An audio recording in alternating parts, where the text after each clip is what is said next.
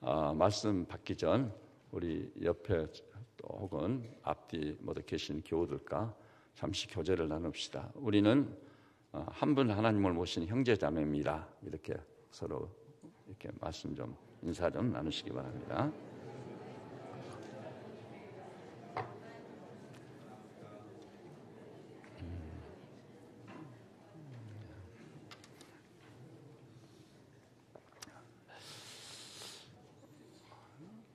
저는 그 며칠 전 신문 한 면을 활용해서 쓴 소행성 벤우에 관한 추적 기사를 굉장히 충격적인 그런 마음가짐을 가지고 볼 수 있었습니다. 벤우란 소행성인데 앞으로 조만간에 우리 지구하고 충돌할 가능성을 가지고 있는 것이죠. 미 우주항공국에서는 우주 속에서 이 소행성 벤우를 파괴할 것인지 아니면은 방향을 틀게 할 것인지 지금 연구하면서 고민이 좀 빠져 있다고 하더구만요.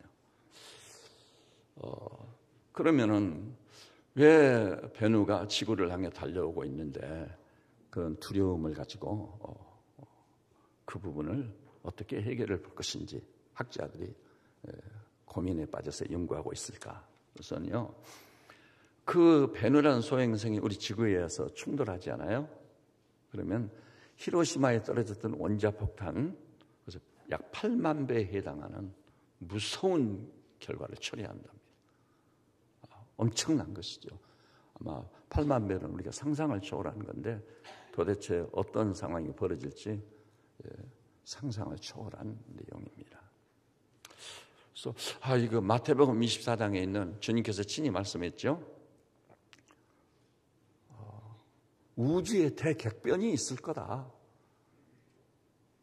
계시록도 봤었죠. 마치 무화과가 떨어지듯이 별들이 떨어지는 우주에 대격변이 있을 거다. 그래서 주님의 말씀이 애사롭지가 않은 거예요. 일반적인 상식으로는 설마 뭐 그런 일이 다 있겠느냐. 그런데 세계 첨단 과학자들이 그것을 그 위기를 느끼고 어떻게 처리할 것인지를 결정을 내리지 못하고 있으니까. 그런데 그 벤우와 같은 그 소행성이 약 그 15,000여 개가 지구에 위협적인 것으로 존재하고 있다는 것입니다. 얼마나 무서운 놀라운 일입니다. 그리고 마냥 이 지구가 그대로 있지만은 않을 것 같아요. 그런데 여러분이나 저는 우리가 살고 있는 이 우주 혹은 이 지구촌이 장차 어떻게 될 것인지, 이 인류의 미래는 어떻게 될 것인지, 물론 그것이 이 요한계시록의 대주제이기도 하거든요. 여러분 어떻게 생각하시나요? 물론요, 베드로후서에 있듯이 말세에 조롱한 자들이 와가지고 이렇게 조롱을 한다 이 말이에요. 무슨 재림이고 무슨 우주의 대격변이냐. 이 우주 만물이 창조될 때 그대로 지금까지 있는 것 아니냐. 근데 무슨 대격변이 일어난단 말이냐. 비웃고 조롱한다는 거예요. 근데 너무나 놀라운 사실, 교회 안에도 이 그리스도의 재림에 대해서 혹은 우주의 대격변 같은 큰 사태에 대해서 대부분 그렇게 썩 믿고 있는 것 같지가 않아요. 그런데 그것이 없이는 그리스도의 재림이나 종말이 실현되지 않는다는 데 문제가 있습니다. 그러니까 성경이 그것을 기록했기 때문에 우리를 믿는 거예요. 여러분, 성경에서 제일 많이 사용되는 건 뭐죠? 하나님이 가라사대, 여호와께서 말씀하시기를. 약 2,800회 이상 그렇게 기록되어 있는 거예요. 신약에 와서는 기록되었으되 신적 권위를 가진 하나님의 말씀으로, 또 이 말씀을 총체적으로 표현한 히브리 4장 12절은 하나님 말씀은 살았고 운동력이 있어 좌우에 날선 어떤 검보다 예리하여 혼과 영과 및 관절과 골수를 찔러 쪼갠다. 나 여호와가 말하노라. 내 말이 불같지 아니하냐. 반석을 쳐서 부스러뜨리는 방망이 같지 않냐. 이렇게 하나님께서 분명히 인류 사상이요, 이 성경처럼 신적 권위를 가진 말씀은 없습니다. 어떤 종교도 어떤 철학도 어떤 신앙도 감히 성경과 짝을 만큼 버금갈 만큼 그런 권위를 가진 책이나 기록은 없다 이 말이에요. 아주 놀라운. 그래서 이 말씀을 직접 접했던 버들은 어떠죠? 밤새 내가 갈릴리 호수의 전문가로서 그물을 던졌지만 한 마리도 잡지 못하고 서늘한 가슴으로 아침을 맞이했습니다. 그러나 예수께서 말씀하시니 말씀에 의지하여 그물을 내리겠습니다. 기독교 신앙이 다른 게 아니에요. 말씀을 열심히 입어서 말씀을 의지해서 그물을 내리고 말씀을 붙잡고 사는 게 기독교 신앙의 본질임을 깊이 인식하시기를 바랍니다. 그런데 사람들이 교회 다니면서도 이걸 모르고 막상 무슨 일을 하려고 하면 자기 머리를 굴린단 말이에요. 자기 생각대로. 그리고 세상 논리대로. 세상에서 사니까 세상에서 훈련을 잘 받아왔잖아요. 근데 세상에서 일단 하나님께 항복을 하고 나왔으면은, 토마처럼 나의 주님이십니다. 나의 하나님이십니다. 신앙의 고백을 확실히 하고, 주님께 완전히 굴복당해서 예수 그리스도를 주로 모시고 하나님으로 모시고 그분과 아주 친밀해져서 그분은 포도나무가 나는 가지고 이런 불가분의 관계성 속에 하나됨을 체험하고 경험하면서 영광중에 살아야 마땅한데 근데 교회 안에서도 무슨 일만 하려고 하면 머리를 굴리는 거예요. 그런데 하나님은 이렇게 말씀합니다. 고린도서나 구약에 보니까 내 지혜는 너희 지혜보다 높아 하늘이 땅에서 높음같이 높으니라. 이런 하나님의 말씀에 지혜를 쫓아 사시고 지혜의 발로인 그 말씀을 붙잡고 사심으로 여러분에게도요 신적 수준과 차원의 놀라운 역사와 그런 삶이 펼쳐져 가시기를 우리 주님의 이름으로 축복합니다. 그것이 그렇지 않으면 교회 나올 이유가 아무것도 없는 거예요. 교회 다닌다고 그게 되는 게 아니에요. 나 교회 뭐 평생 다녔는데 그게 문제가 아니란 말이에요. 진짜 예수 그리스도를 이 시간에도요 여러분이 깊이 생각해서 주님이 나들으라고 주신 말씀 그러면 회개해야 돼요. 그리고 내가 이제는 말씀에 의지해서 그물을 던졌던 베드로처럼 하나님 말씀을 굳게 붙잡고 세상에 어떻든 불신 세계에 어떻든 그렇게 살아야 되겠다. 그런 분명한 믿음의 사람들이 되어야 되는 것이죠. 그럴 때 그 믿음은 믿는 자는 영생을 얻었고 심판에 이르지 아니하니 사망에서 생명으로 옮겼느니라. 그냥 우리가 생각하는 그냥 그 상식선에서 생각하는 그 믿음 가지고 될 일이 아니라 이 말이에요. 이것이 문제 중에 문제입니다, 지금. 그러니까 교회가 이 지경이 돼버렸고 아수라장이 돼버린 거예요. 자, 그러면은 이제 본문으로 돌아가세요. 여러분은 도대체 우리가 살고 있는 이 지구촌이나 우리 인류가 장차 어떻게 될 것이라고 생각하십니까? 이것 또한 하나님이 답을 주고 있는 거예요. 아무도 이 문제에 대해서요, 답을 제시한 자가 없어요. 오직 성경만이 이 지구촌이 장차 어찌 될 것이고, 그리고 인류의 역사가 어떻게 종말을 구할 것인지 이것을 성경만이 아주 명료하고 구체적으로 철저하고 정확하게 말씀하고 있는 것입니다. 그래서 여러분 우리 인류의 미래라든지 이 지구촌의 장래가 어떻게 될 것인지 알고 살아야 되지 않겠어요? 알아야만이 우리가 제대로 된 믿음을 가지고 있고 하나님께 대한 경외심을 가지고 그 은혜의 영광을 찬미하면서 그분의 지킴과 보호와 공급 속에 그분으로부터 일마다 때마다 세임받아 사는 진정한 하나님의 사람이 될 줄로 확실히 믿으시기를 우리 주님의 이름으로 축복합니다. 그렇지 않으면요 이 믿음을 갖는다는 게 불가능한 일이에요. 불가능한 일이라고. 자, 그러면은 이제 요한계시록 오늘 같이 보니 본문 말씀을 통해 그것을 한번 살펴보도록 하십시다. 먼저 오늘 설교 제목에도 나왔습니다. 뭐죠? 무너졌도다, 무너졌도다. 그러면서 큰 성 바벨론이요. 엄청난 지금 이 말씀이거든요. 이 아주 충격적인 말씀이요. 그러니까 이런 말씀을 들을 때 믿음이 없는 사람들이나 저 불신자들은 지구촌이 그 오랜 세월 이대로 유지하고 있었는데 무슨 그런 일이 있겠느냐고 믿는 것들 참 하고 비웃고 조롱한단 말이에요. 그런데 하나님께서는 말씀을 통해 명료하게 무너졌도다, 무너졌도다. 그 큰 성 바벨론이요. 이렇게 말씀하고 있다는 사실입니다. 그러면 여기서 먼저 생각할 것은 무너졌도다, 무너졌도다. 이 표현 자체가 과거 용법이에요. 이미 과거에 이루어진 사실처럼 얘기해버리는 거예요. 무너질 것이다가 아니라 뭐라고 그러죠? 무너졌도다, 무너졌도다. 이런 표현을 왜 썼을까? 그것은요, 히브리인들의 그 어법이 그래요.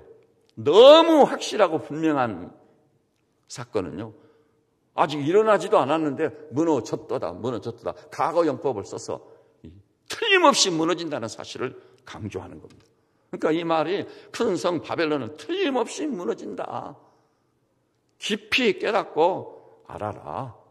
큰 성 바벨론이라 할지라도 반드시 무너진다. 그래서 과거 용법을 쓴 거예요. 그 다음에 두 번째는요, 두 번이나 반복해서 무너졌더라, 무너졌더라 이렇게 하신 이유는 어디 있게 상식적으로 이건 생각을 할 수 있는 거예요. 그것은 두 번이나 반복한 이유는 그 무너짐이 아주 심하다. 이걸 다른 말로 바꾸면 재기가 불가능하다. 사람이 아무리 머리를 쓰고 사람이 아무리 과학을 동원해도 된다는 거 안 된다는 거예요. 재기가 불가능하다. 완전히 무너져 버린다는 거예요. 그날이 온다고 하는 것입니다. 이것이. 그러니까 이 말씀을 들을 때 믿음을 가진 자들은 일말의 두려움을 갖게 된 거. 언제 그날이 실현될 것인가. 정말로. 주님의 오시면요 그렇게 말씀했죠. 구로하는 여인에게 해산의 수고가 임한 것처럼 어느 날 갑자기 임해버리는 거예요. 평안하다 평안하다 했는데 그냥 자다가 말고 두 사람이 자다 한 사람은 끌어올림을 당하고 한 사람은 무슨 사건인지 모르고. 이런 것들이 다 우리에게 경고의 말씀을 주시고 그 다음에 우리로 하여금 항상 준비된 신앙생활을 할 수 있도록 권면하는 말씀드린 것입니다. 그러면 먼저요. 자, 우리 그걸 다른데 이 말씀을 수없이 찾아볼 수 있어요. 찾아볼 수 있지만 기록된 말씀 중에 대표적인 바벨론의 멸망과 관계돼서 한번 말씀을 찾아볼까요? 바로 그 뒤에 계시록 18장이요. 계시록 18장을 이제 분량을 꽤 많이 보게 될 겁니다. 찾아서 읽어주시고 여기 기록된 말씀들이 살았고 운동적인 하나님의 말씀으로 여러분에게 압도적으로 다가갈 수 있도록 주께서 은혜 주시기를 진심으로 바라는 것입니다. 그럼 18장 2절부터 보겠습니다. 18장 2절부터 저 뒤에 21절 사실 그 이하까지 봐야 되는데요. 그러니까 여러분이 읽으면서 은혜가 돼요. 바로 읽으면서 경고를 받고 읽으면서 신앙생활을 제대로 해야 되겠구나. 내가 지난날 이것을 모르고 지은 죄에 대해서 정말 회개하고 상한 마음 통회하는 심령을 돌이켜야 되겠구나. 그런 내용을 우리에게 주는 거예요. 2절부터 교독을 하겠습니다. 힘찬 음성으로 외쳐 이르되 무너졌도다 무너졌도다 그 큰 성 바벨론이요 귀신의 처소와 각종 더러운 영이 모이는 곳과 각종 더럽고 가증한 새들이 모이는 것이 되었도다.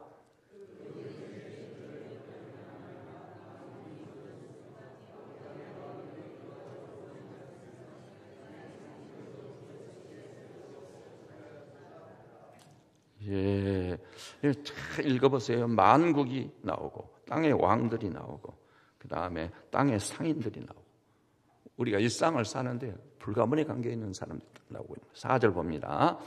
또 내가 들으니 하늘로부터 다른 음성이 나서 이르되 내 백성아 거기서 나와 그의 죄에 참여하지 말고 그가 받을 재앙들을 받지 말라.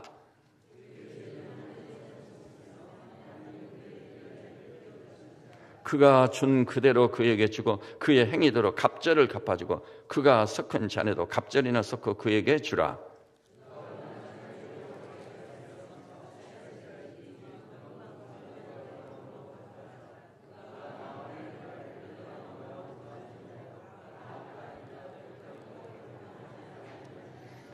그러므로 하루 동안에 그 재앙들이 이르리니 곧 사망과 애통함과 흉년이라. 그가 또한 불에 살라지리니 그를 심판하시는 주 하나님은 강하신 자이심이라.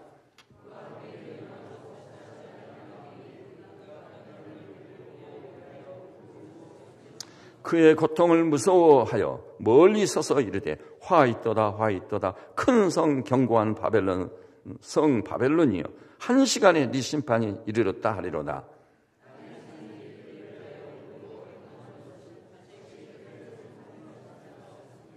그 상품은 금과 은과 보석과 진주와 세마포와 자주 옷감과 비단과 붉은 옷감이요 각종 향목과 각종 상아 그릇이요 값진 나무와 구리와 철과 대리석으로 만든 각종 그릇이요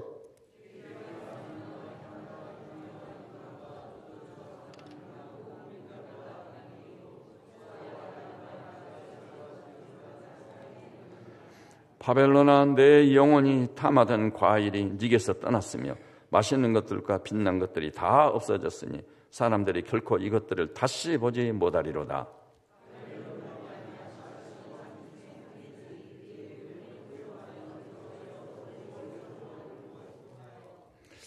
이르되 화 있도다 화 있도다. 큰 성이요 세마포옷과 자주옷과 붉은 옷을 입고 금과 보석과 진주로 꾸민 것인데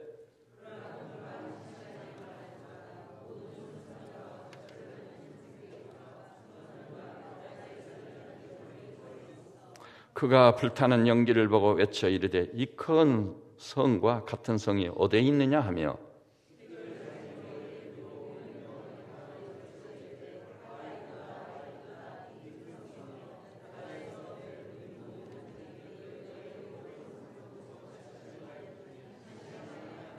하늘과 성도들과 사도들과 선지자들아 그로 말미암아 즐거워하라. 하나님이 너희를 위하여 그에게 심판을 행하셨음이라 하더라. 21절 한 목소리로 봅시다. 이에 한 힘센 천사가 큰 맷돌 같은 돌을 들어 바다에 던져 이르되 큰 성 바벨론이 이같이 비참하게 던져져 결코 다시 보지 아니하리로다. 여기까지 이제 봤습니다. 사실 이 계시록 18장은 큰 성 바벨론에 대한 엄청난 멸망을 아주 구체적으로 예고하고 있는 그런 놀라운 말씀인 것입니다. 그 본문에 보니까 그 무너짐이 너무 심해가지고 21절 마지막은 그렇게 흘러내지 결코 다시 보이지 아니하리로다. 하나님의 심판이 임하면은 사람이 항거할 수가 없어요. 피할 수가 없어요. 자, 그런데 그 멸망함도요 순식간에 갑자기 망한다고 말씀하고 있어요. 아까 우리가 이 18장 8절에서도 봤지만은 이 사망과 애통함 그 또한 불의 살인이 그를 심판하시는 주 하나님은 강한 자이심이라.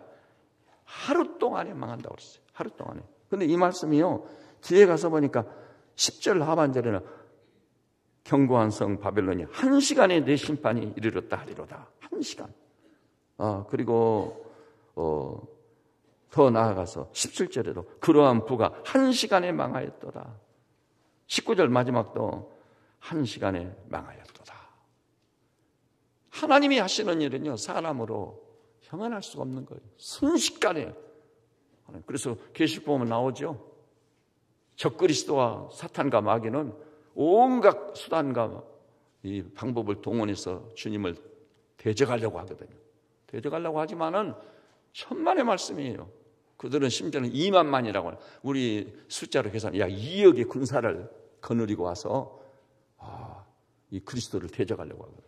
그러나 주님께서 그 입의 검으로, 그 입의 검이란 말은 무슨 말이죠? 말씀이에요. 하나님의 말씀은 살았고 운동이 좌우에 날선 어떤 검보다 그 말씀 한마디로 순식간에 준엄한 심판을 통해 1시간 동안에 다 멸해버리신다는 그런 말씀인 것입니다. 그리고 남아있는 모든 성도들에게 하시는 말씀이 이렇게 큰 바벨론이 완전히 무너질 것을 전할 것을 말하고 있어요. 전할 것. 우리 계시록 18장 우리 2절 다시 한번 봐볼까요? 2절. 그 2절 첫 마디가 어떻게 나오죠? 힘찬 음성으로 외쳐 이르되. 힘찬 음성으로 모든 사람에게 이걸 전하라는 것입니다. 큰 성 바벨론이 순식간에 무너질 것을 외치라는 거예요. 그것은 구약과 신약에 빈번하게 나와요. 한번 따라서 그들이 듣든지 아니 듣든지 너는 내 말로 고하라.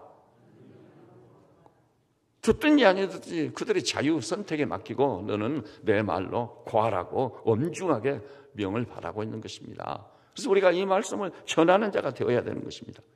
그럼 여기서 이제 두 번째로 생각할 것은요. 도대체 무엇이 무너진다고요? 그 큰 성 바벨론이 무너진다. 그럼 여기서 바벨론이라는 것이 뭐냐는 것을 묻지 않을 수가 없어요. 그것은 이미 계시록에도 나오고 다른 성경에도 쫙 나오지만 바벨론이라는 것은 역사상 가장 위대한 대제국이었죠. 대제국 아시리아를 무너뜨리고 선 제국이 바벨론입니다. 역사에서 바벨로니아라고 하죠. 그리고 이 바벨론이라는 나라는 엄청난 나라였습니다. 현 세대의 모든 죄와 악과 우상 숭배, 잡신들을 섬기는 것이 바벨론에서 비롯했다고 볼 수 있는 거예요. 그래서 계시록 17장 5절 보니까 적그리스도가 지배하는 세상 나라의 중심에 바벨론이죠. 바벨론은 뭐라고 그랬죠? 어미라고 그랬어요. 어미. 자녀들은 모두 어미로부터 출산해서 이 번식을 하고 번져가지 않아요. 이처럼 바벨론이 모든 죄와 악의 속으로서 어미처럼 그것을 확산시켜서 번지게 했다 이 말이에요. 그래서 우리가 바벨론을 심상히 여기면 결코 안 되는 것입니다. 그래서 세상 사람들도 세상에 살면서요, 내 생각대로 내 마음대로 살고 있는 것 같은데 사실은 큰 성 바벨론을 중심으로 살고 있는 것이다. 바벨론 중심. 그러면은요, 큰 성 바벨론이 주도하고 있는 것이 무엇인지 한번 살펴볼까요? 먼저 계시록 우리 13장 한번 봐볼까요?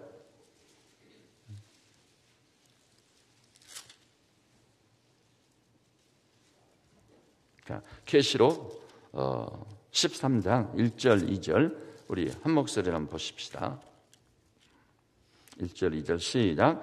내가 보니 바다에서 한 짐승이 나오는데 뿔이 10이요 머리가 7이라. 그 뿔에는 열왕이 있고 그 머리대는 신성 모독하는 이름들이 있더라. 내가 본 짐승은 표범과 비슷하고 그 발은 곰의 발 같고 그 입은 사자의 입 같은데 영이 자기의 능력과 보좌와 큰 권세를 그에게 주었더라. 야, 여기 보니까 적그리스도가 바다에서 올라오는데 여기 큰 바벨론이라는 것은요, 바벨론이 상징하고 있고 바벨론이 대표하고 있는 바벨론적 성격을 뗀 총체적인 것을 의미하는 거예요. 이제 여기서 하나 둘 밝혀지기 시작해. 1절에 보니까 뭐라고 그랬죠? 뿔이 10이고 머리가 7이라고 그랬어요. 뿔이 10이고 머리가 7이다. 그러면 이것이 뭔지 한번 그 17장에 가서 봐볼까요? 계시록 17장 7절.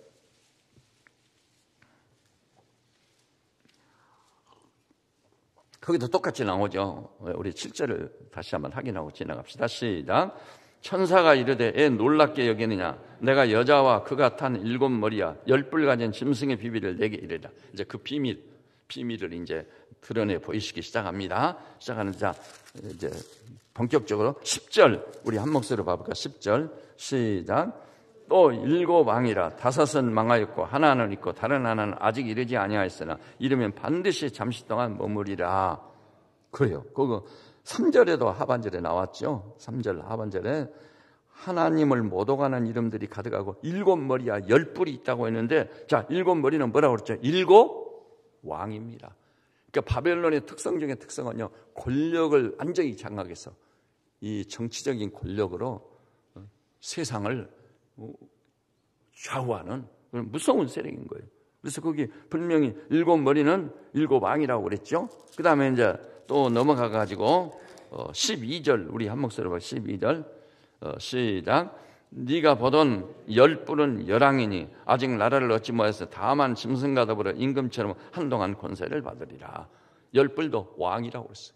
왕의 권세, 정치 모든 것을 장악을 해가지고 왕이 자기 마음대로 이 백성들을 주무르고 그리고 온갖 죄악을 다 짓고 퍼뜨리는 거예요.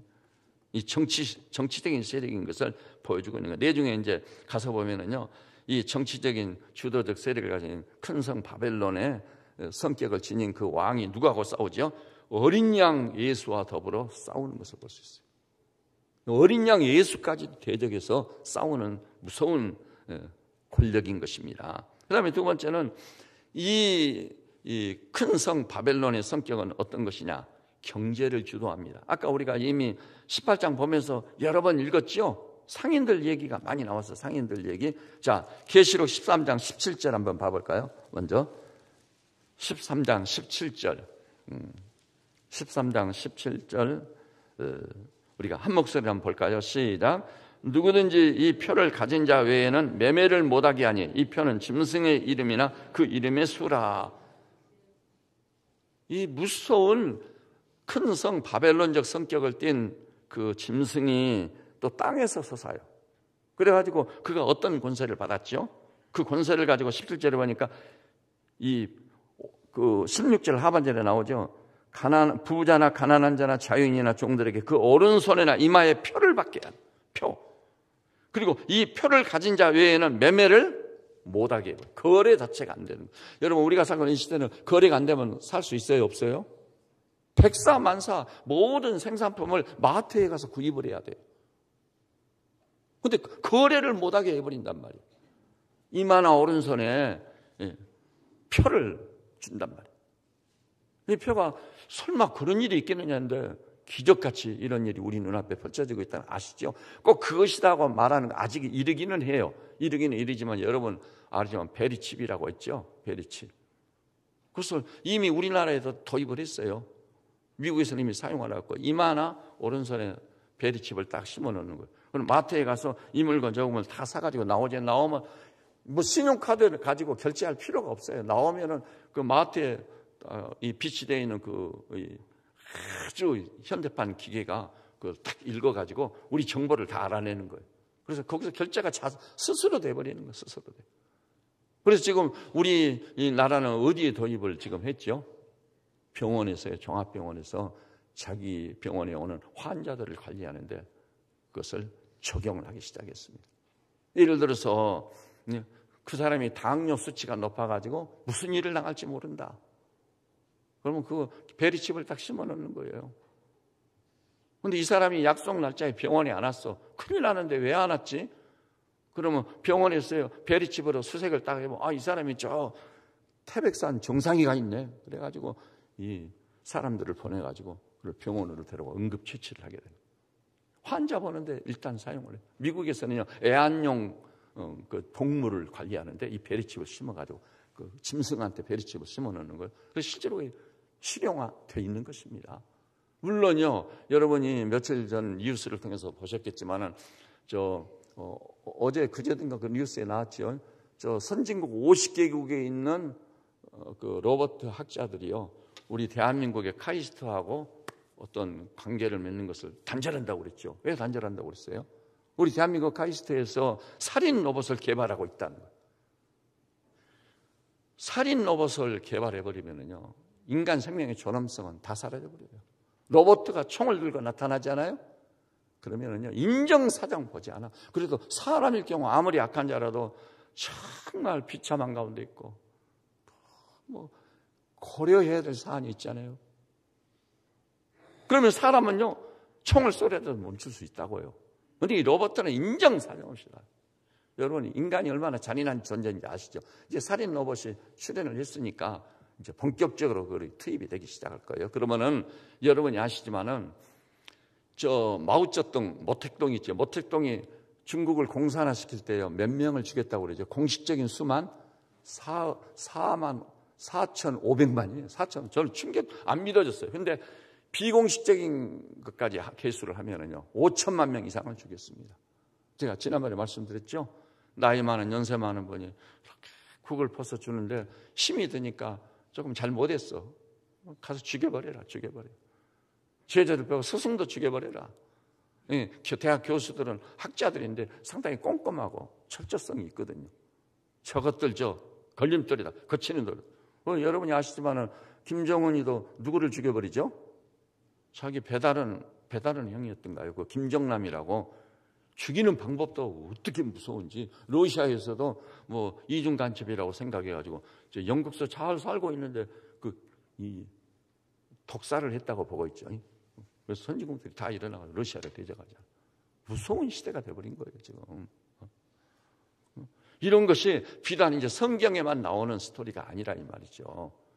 그리고 우리나라도요 비단 꼭 그런 것이 아니라도 지금 살아가는 모습을 보니까 이 탑뉴스로 보도된 내용들을 보니 얼마나 잔인하고 잔혹한 일들이 많이 일어나는지, 이런 말 승리를 위해서 목적을 달성하기 위해서는 못할 짓이 없는 인간으로 전락해버린 겁니다. 이것이 교회도 얘가 아니에요. 교회 안에도 세속주의가 들어가지고 교회도 누가 승리하느냐 이 싸움이야. 정말 어리석은 짓을 하고 있는 거예요. 자, 그래서 이렇게 경제를 지도하는데 18장 19절 이제 봐볼까요? 18장 19절. 18장 19절. 우리 한 목소리로 한번 봅시다. 시작. 티끌을 자기 머리에 뿌리고 울며 애통하여 외쳐 이르되 화 있도다 화 있도다 이 큰 성이여 바다에서 배부리는 모든 자들이 너의 보배로운 상품으로 치부하였다. 한 시간에 망하여. 이 상인들이요 자기 머리에 뿌리고 울며 티끌을 뿌리며 애통하고 외쳐. 왜냐하면 그들이요 무역을 해가지고 온갖 귀한 것들을 사고 팔고 해서 이익을 남겼는데 돈을 벌었는데 그 바벨론이 한 시간에 무너져 버린 거예요. 한 시간에. 그래서 이 바벨론의 무너짐을 놓고 이 상인들이 얼마나 통곡을 하는지 11절, 18장 11절 다시 한 목소리 한번 봐봅시다. 시작. 땅의 상인들이 그를 위하여 울고 애통하는 것은 다시 그들의 상품을 사는 자가 없습니다. 사줄 자가 없는 거예요. 이 지금 바벨론적 성격을 띈 세상 사람들이요 돈을 이용해서 별것을 다 사요. 별것을 다 산다고요. 제가 엊그제 무슨 볼 일이 있어가지고 어느 백화점을 잠시 들렸는데 하도 오랜만에 백화점 가가지고 시골뜨기가 다 돼버렸어요. 뭐 눈앞에 펼쳐진 것이 난생 처음 본 막 전자제품이나 옷가지라든지 이런 것들이 다 나왔나? 충격적이더라고요. 충격적. 근데 그것을 지체 없이 서슴지 않고 막 큰 돈을 내려 사는 사람들을 보고 참 대단하구나. 근데 바벨론적 성격을 띈 그것이 딱 무너져 버리면 상인들이 돈을 벌 수 없잖아요. 그러니까 애곡을 하고 애통을 하는 거예요. 사주는 자가 없으니까. 이 경제를 주도한단 말이에요. 바벨론적 성격을 띈 것이 경제를 주도합니다. 그 다음에요 종교를 주도합니다. 종교. 여러분 마태복음 24장에 주님이 친히 하신 말씀이 나오지요. 거기 뭐라겠냐면 멸망에 가져간 것이 거룩한 곳에 선 것을 보거든. 그때 주님이 재림이 실현되는 거예요. 뭐가요? 멸망에 가져간 것. 바벨론적 성격을 뗀 무서운 죄와 악 그것으로 포장한 그것들이 때로는 광명의 천사로 위장을 합니다. 그래가지고 그것이 거룩한 곳. 거룩한 곳은 어디죠? 성전입니다. 성전에 선 것을 보거든. 그것은 다니엘서에도 이미 나온 말씀이에요. 주님이 친히 말씀했어요. 계시록에도 나온 말씀이에요. 우리는요 그런 것에 대해서 각성이 없고 분별력이 전혀 없지만은 알만한 사람은 알고 오실 주님을 기다리고 대망하면서 분별력을 가지고 그걸 보고 있는 겁니다 지금. 그래서 종교를 주도한다고. 종교 완전히 우상숭배라든지 여러 잡종교, 잡신앙. 우리 인간의 힘과 능력으로는 도저히 구원에 이를 수 없어요. 영생은 돈으로 사는 게 아니에요. 구원이라는 것은 무슨 사람이 머리를 써가지고 될 일이 아니란 말이에요. 오직 영생이나 참된 구원이란 어디로부터 오는 거죠? 그 은혜를 인하여 믿음으로 말미암아 구원을 얻었나니 사람에게서 나온 이것이 너희에게서 난 것이 아니므로 아무도 자랑치 못하게 하려 하심이라. 여러분 전적으로 하나님만 의지하시기를 주님의 이름으로 축복합니다. 오직 믿음으로요. 여러분도 자신을 다 알죠. 저도 그래요. 제 자신을 들여다보면 구원받을 만한 가능성이 전무한 존재예요. 모든 사람이 죄를 범하여 하나님의 영광에 이르지 못할 뿐이요. 율법의 행위로는 하나님 앞에 의롭다함을 얻어 육체가 없느니 율법으로는 죄를 깨달음이라. 이런 놀라운 구원의 은혜를 받고 영원한 생명을 딱 소유하면은 사람이 딱 바꿔지는 거예요. 그러나 따라서 해볼까요? 그 은혜의 영광을 참여하며 살라. 그리고 구약의 시편 기자는 말했어요. 내가 그 은혜를 무엇으로 보답할까? 그래서 사람이 다 바꿔지는 거예요. 생각이 바뀌어지고 삶의 현장이 바뀌어져서 이전 것은 지나갔으니 보라 새 것이 되었다. 변화된 삶이 반드시 있어야 되는 거예요. 예수 믿고 나도 여전히 머리를 굴리고 여전히 돈이나 개수하고 있고 이 어리석은 자들이 어디 있느냐 그 말이에요. 정신 차리세요. 그러면 세상에서 우리가 살지 말라는 말인가요? 아니에요. 세상에서 살지라도 하나님의 백성답게 사는 거예요. 성경에 뭐라고 했죠? 눈물로 씨를 뿌리는 자는 기쁨으로 산을 가져오리라. 당연히 그렇게 살아야 돼요. 그리고 말씀이 뭐라고 했는지 말씀을 보고 답이 다 나와 있잖아요. 그리고 또 어떻게 해야 돼요? 내 마음을 옥토로 갖고 와. 여기다 씨를 뿌리면 100배, 60배, 30배, 열매를 100배의 수확을 거둘 수 있는 길이 있다고 없다고? 있습니다. 있는데 왜 머리를 굴려서 돈이나 개수하고 있고 완전히 돈엔 수전 너덜이야. 수전 너덜. 너무 인색하고 이게 도대체 하나님 앞에서 무슨 죄고 무슨 악이냐 이 말이에요. 그래서 의를 버려버리고 선을 등져버리고 교회 안에서도 그렇다 이 말이에요. 이 무서운 죄악이 어디 있냐. 그래서 교회 나온 지 얼마 안 돼서 세상에서도 이런 짓은 없다고. 도대체 이럴 수가 있느냔 말이에요. 있을 수 없는 일이 벌어지니 이것이 다 바벨론적 성격을 띈 것들이에요. 정신 차리고 반드시 회개해야 돼요. 회개치 않으면 하나님이 바벨론을 순식간에 무너뜨리듯이 심판하실 날이 오는 겁니다, 여러분. 그 하나님의 심판을 두렵고 떨림으로 받아들여야 맞는 거예요. 예? 그리고 여러분 아시지만은 문화를 또 주도해요. 이 바벨론 세력이 문화를 주도한다고. 여러분 우리 한국의 문화도 아시죠? 민족 통일을 이룬다는 것이 얼마나 역사에 거룩한 사건인데 그것을 위해서 예술성을 이렇게 해가지고 뭐 와락가락 하는데 하는 것 보면은 여러분 예술이란 이름으로 문화란 그 큰 이름으로 그것을 활용하고 이용해가지고 못할 짓이 없는 거예요. 못할 짓이. 완전히 사람들을 다 타락시켜버리고 부도덕한 사람으로 전락시켜버리고. 예? 여러분 텔레비전을요 50년 전에 사람이 본다면은 이거요 마귀 사탄의 소굴이구나 아마 던져버릴 거예요. 지금 그런 거 아니에요? 그것도 그런데 문화라는 이름으로 우와 동성애 같은 것조차도 뭐라고 그래요? 동성애자들은요 더 나아가서 짐승과 수간하는까지 그 자유다. 이제 이만큼 됐으니까 우리 시대의 문화다. 이렇게 해가지고 어제든가도 내가 뉴스 보니까 저 어디요 전라도 어디 전주인가요 어디서 또 동성애자들이 700명이 모여가지고 엉덩이 다 내놓고 그리고 그들이 파는 상품을 보니 이게 사람 손으로 만들어서 팔아야 될 상품이 아들 딸들이 보면 어떻게 되는 말이에요 그거. 문화란 이름으로 얼마나 부패하고 타락이 그런지 이 모든 것을 주님께서 뭐라고 그러죠? 이 모든 죄를 회개하고 회개한다면 어떻게 살라고요? 따라서 해볼까요? 내 아버지가 온전한 것 같이 너희도 온전하고 내 아버지가 거룩한 것 같이 너희도 거룩하라. 우리는 거룩한 하나님의 백성인 거예요. 그렇다고 하나님께서 다 한 남자 한 여자가 만나서 부부를 이루고 그 부부가 잠언에 다 나오잖아요. 너희가 젊었을 때 얻은 네 아내를 즐거워하라. 그 남편과 아내가 서로 사랑하며 진짜 아름다운 가정을 꾸민 것을 거기서 천하보다한 생명이 출산되고 우리 하나님의 백성이 가야 될 영광스럽고 복된 길이 있는데 지금 우리나라가 어떻게 돼버렸어요 이거. 문화란 이름 아래 무서운 시대가 우리 앞에 펼쳐지고 있는 거예요. 그런 것들을 회개치 아니하면 바벨론을 순식간에 무너뜨린 하나님께서 오늘 저녁까지는 괜찮았는데 아침에 일어날 때 무슨 일을 당할지 몰라요. 하나님이 툭 치시면은 순식간에 그는 부름을 받아 갈 수밖에 없어. 하나님이 부르시면 한가할 자 있어요? 하나님이 부르시는 그 가을이 오는 것을 막을 자 어디 있느냐 이 말이에요. 없습니다 이거. 교회에서도요 이런 말씀을 제대로 보지를 않아. 그래가지고 교회 다니는 사람도 예의가 아니란 말이에요. 그리고 계시록 17장 2절로 5절을 보니까 타락을 주도해요. 타락을 주도. 우리가 다시 한번 그 부분을 봅시다. 계시록 17장 2절로 5절. 17장 2절로 5절. 우리 한 목소리로 보십시다. 시작.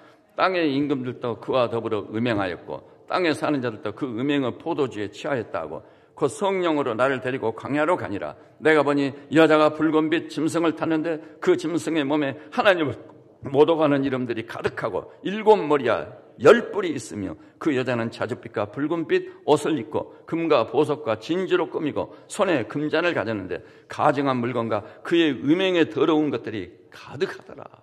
근데 그가 누구예요? 5절 보니까 이마에 이름이 기록된 데 비밀이라 큰 바벨론이라. 땅의 음녀들과 가증한 것들이 어미라.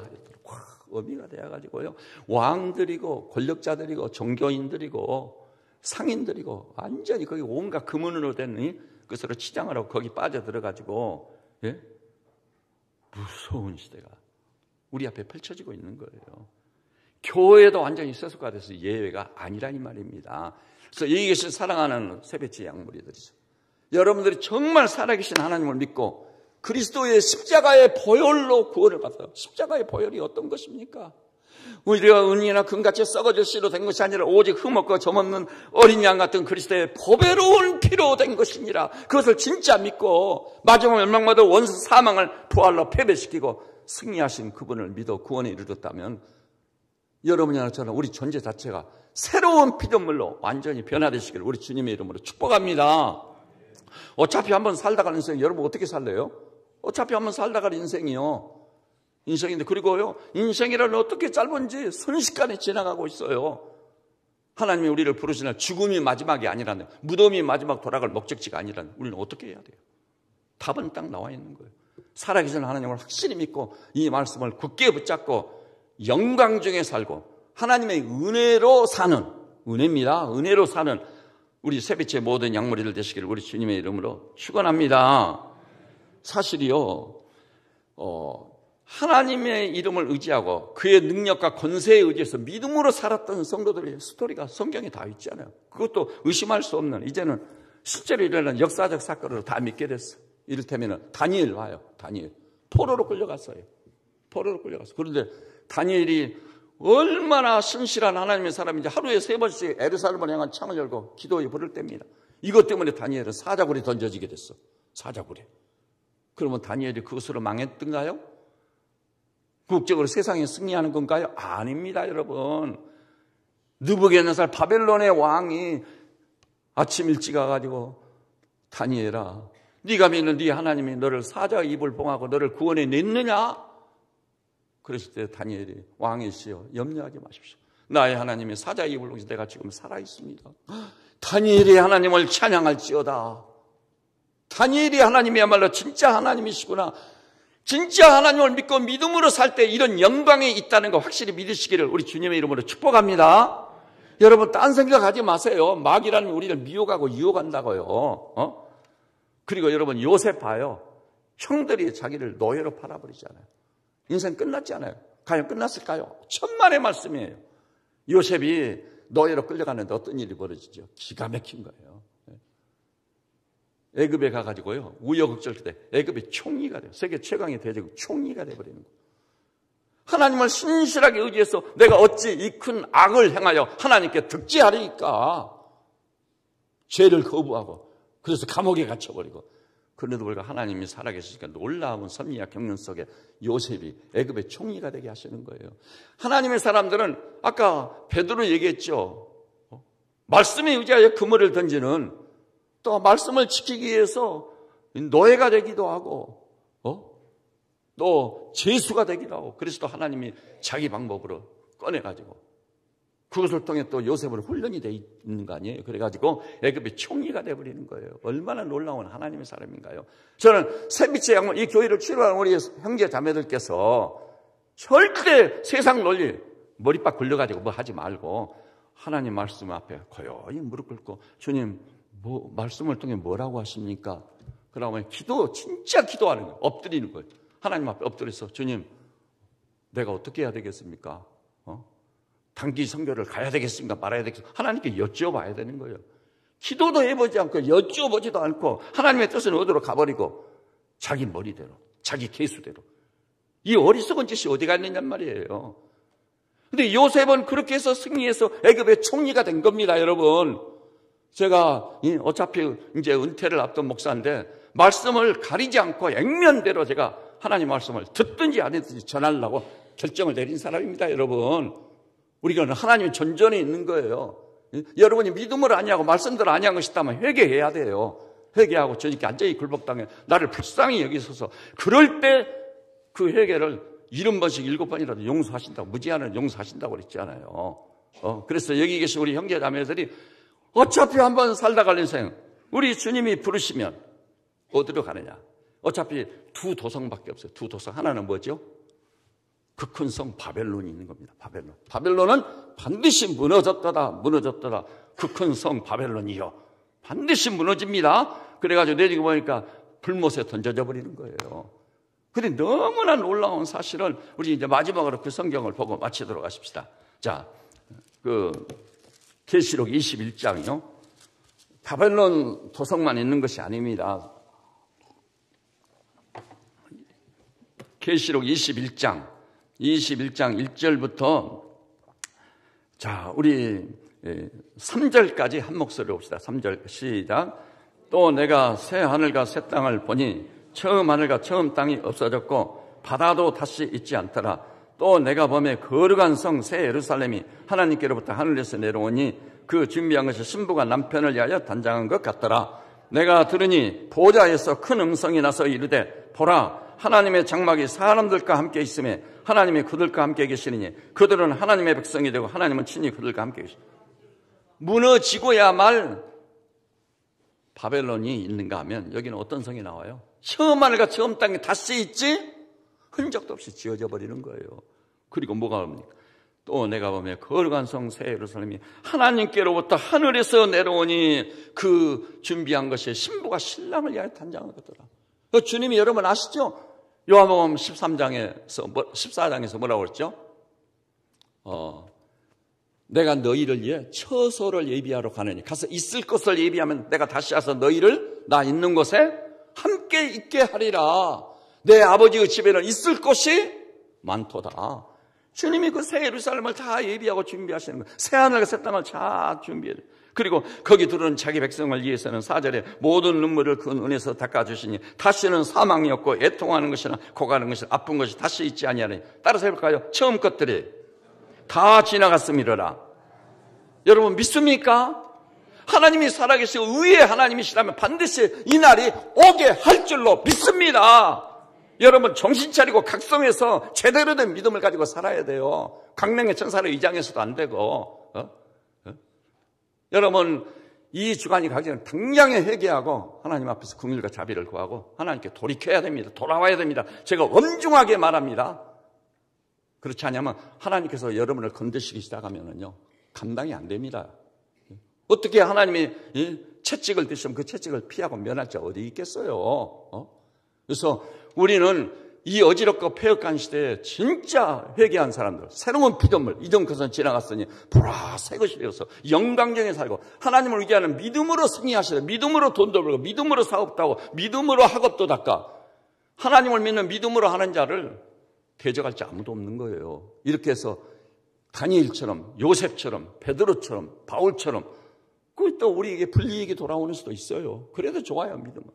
이렇게 해서 이 땅에서도 승리하고 하나님 나라 부름을 받아 갈 때 정말 기운차게 항공길을 거닐며 달려가는 새하늘과 새 땅, 특별히 새 예루살렘에 입성하는 우리 성도들 되시기를 우리 주님의 이름으로 축복합니다.